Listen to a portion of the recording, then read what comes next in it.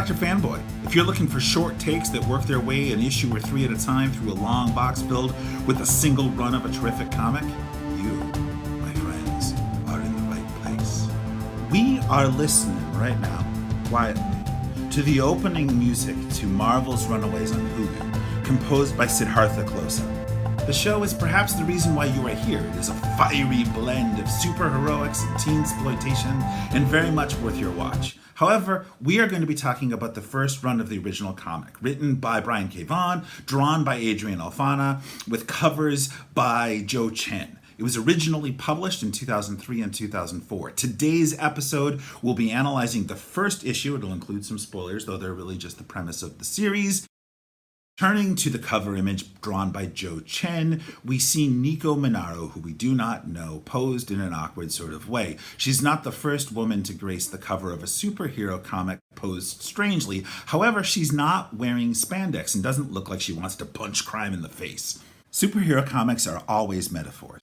This cover communicates what kind of metaphors Runaways is going to be about. Minaro is posed in a very self-conscious but not heroic way. She has a backdrop of black fabric and is wearing a really pretentious outfit that will be her costume, but also smacks of the senior portrait. Senior portraits are crap. We know this. There's no way to take a picture that communicates to the world, this is who I am, and yet we all do it. We take them when we're 18, when we don't know anything, where we're about to have our world completely and totally flipped upside down, and yet, for better, and often for worse, we take them. Runaways is a comic book about 6 teenagers who are in this process of self-fashioning and are about to have their world upended by a very specific discovery involving their parents. With 18 brand new characters, you would think you would start with one of them, and you would be wrong. Vaughan and Alphona instead give us hypertrophic versions of characters we already know, including the Hulk, Mrs. Fantastic, and Captain America. They are characters they know, but something is out of place, including having Captain America say the R word, a reminder that this comic is 15 years old.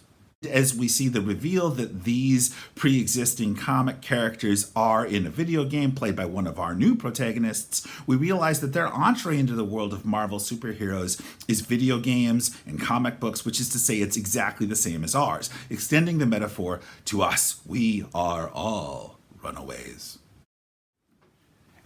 As Alex is interrupted by his parents, he says the Overlords beckon. This is an important bit of foreshadowing. The scene that follows reveals the inciting action for this comic. These are 6 characters in the process of figuring out who they are, who are united only by the fact that they are all wealthy and that their parents get together once every year, tonight, in fact, to do something weird.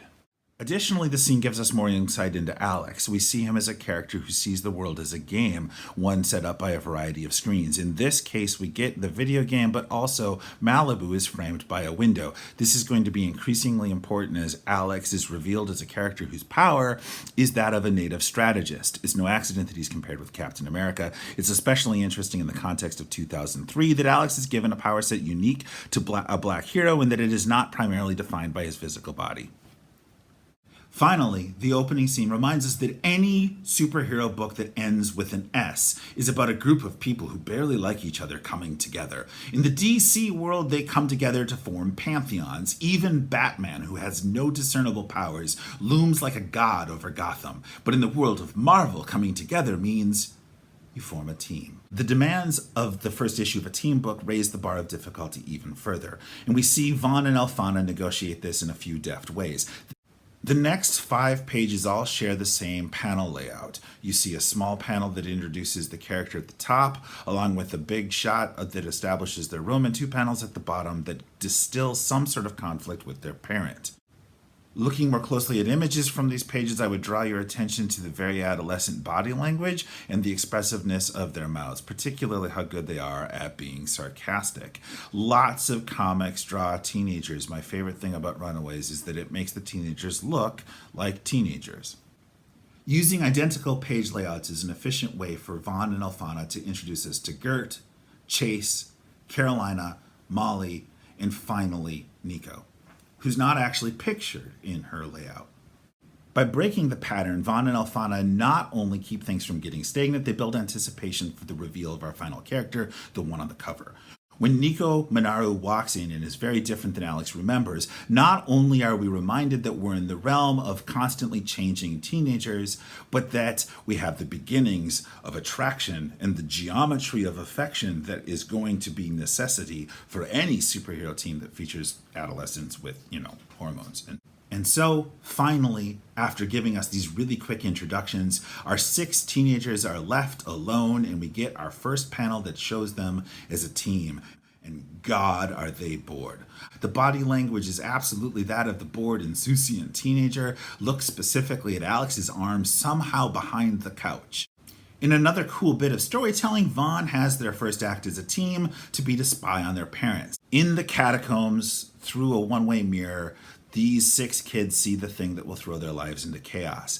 It's in keeping with the themes of this comic that sight has to do with a change of clothes. Instead of wearing the costume of suburban wealthy parents, their parents look like what Alex says is superheroes. While we see Alex reveal this, they are reflected in his glasses yet another frame. If you were paying attention when we looked at the image containing the parents dressed like superheroes, you noticed there were only 11 of them. The 12th is bringing in another important character. This character is dressed like she is about to die and identified immediately as a runaway, which reminds us that the title of the book applies to more than our 6 main characters. This also clues Gert in to something she says she's known since she was 5, that her parents are evil. This overly simplified frame is the clearest distillation of the theme of the book. What would you do if you had to fight your evil parents? It's going to get more complicated than that. Additionally, this spider sense that we see Gert have is a reason to get the youngest member of the team, Molly, out of the room. With Molly safely out of the room, Alex's dad is free to stab this runaway. While everything in Runaways hinges upon the death of this girl, 2 things are really, really important here. First is a panel that I missed the first time I read it. It's a panel that suggests that what they are doing, this sacrifice, is actually being done in the name of their children. Secondly, it's important that Vaughn and Alfana do not stop with her death, but instead return to 2 panels. One that shows us the parents realizing they potentially were being watched, and another that shows us our 4 observers having to deal with what they've just seen. By framing this sacrifice as something done for the betterment of the next generation, Vaughn and Alfana extend the metaphor beyond those of us who have evil parents who are willing to sacrifice teenage runaways to unseen dark forces. Here, the class that we've seen elsewhere in the comic really comes into focus. The premise of the American dream is building a better life for your children. This, in a consumer capitalist society, is suggested here, can only be done through the blood sacrifice of others. Focusing more closely on the final image of the comic, we see my favorite panel. Again, look at the mouths. Gert, who's had no shortage of things to say, finally covers her mouth. Chase, who's been a giant snot the entire issue, his mouth is left agape. And Alex covers Nico's mouth with her hand on his arm. Again, foreshadowing our romantic entanglements. And so we end the first chapter of the 6-issue arc that begins Runaways, Pride and Joy, with a final page that neatly cleaves our 18 characters into 2 groups. Pride in the top panel, the literal pride of bad guys, and their joy, our erstwhile protagonists, in the bottom panel. This sets up a schema by which Vaughn and Alfana will be using Marvel's favorite binary of villains and heroes to talk about society's favorite false binary of adulthood and adolescence. The first issue of Runaways does 2 things neatly and efficiently that we expect of a Marvel teen book. First of all, it shows us who our 6 protagonists are, and second of all, it begins to unite them with a common enemy, this time their parents. However, it doesn't do something equally essential to a Marvel teen book, namely reveal their powers. At this moment, none of them are special. In the issues that follow, one at a time, in the same way that they used the parallel panel structure in this issue to reveal each character, they're going to give us the trope most essential to a superhero story in order to explore young adulthood, namely the origin story.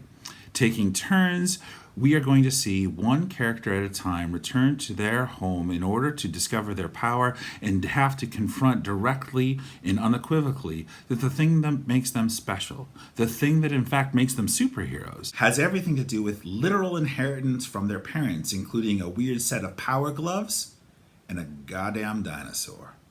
When next I see you, we will begin that journey with issue 2 of Runaways. Chapter 2 of Pride and Joy, an issue that not only reveals one character's power, but sets up a template that the next 3 chapters are going to follow.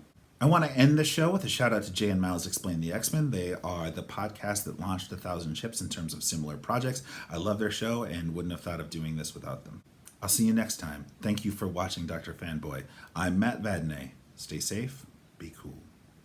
Hey, you made it to the end and you're still watching. That means maybe you'd be willing to like or share this video, as well as ask a question about Runaways or about something you'd like to see me cover in future episodes. I will answer as quickly as I can. You should also check out me at Dr. Fanboi on Twitter, as well as look for me in a bunch of online venues about comics and pop culture and music.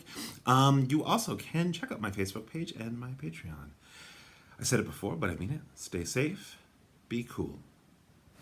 The last 10 minutes were brought to you by Productions.